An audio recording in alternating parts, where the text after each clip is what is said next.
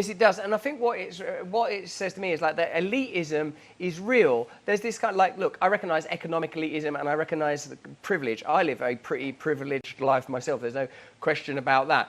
But what I'm like interested in is the kind of contempt and hatred, not only for Donald Trump, your father, because I can see how that's politically expedient and necessary to amplify him as a threat, as a kind of, the obvious example that is continually used is to try to portray Donald Trump as a rebooting of the militaristic dictators of the last century, even though this is a president that's already had 4 years in office and didn't seek to use the military to shut down. Accomplished peace deals.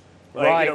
We went from signing peace deals in the Middle East to having, any one of a number of conflicts that could escalate into World War III, and yet Trump was the dictator.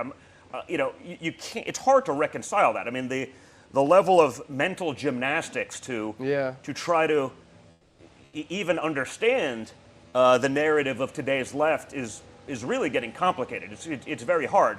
The reality on Election Day in November, you will have had 4 years under Trump, and you will have had 4 years under Joe Biden. That doesn't happen often, where it's not just talk or rhetoric. It's actually, you've had real-world experience. When were you better off? Name a metric, a single metric where we are better off today than we were 4 years ago.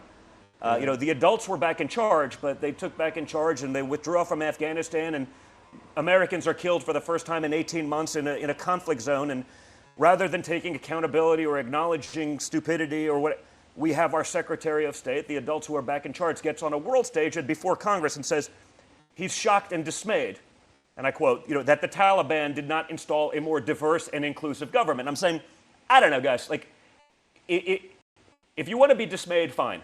You're shocked that the Taliban didn't have a trans contingent, Russell. They didn't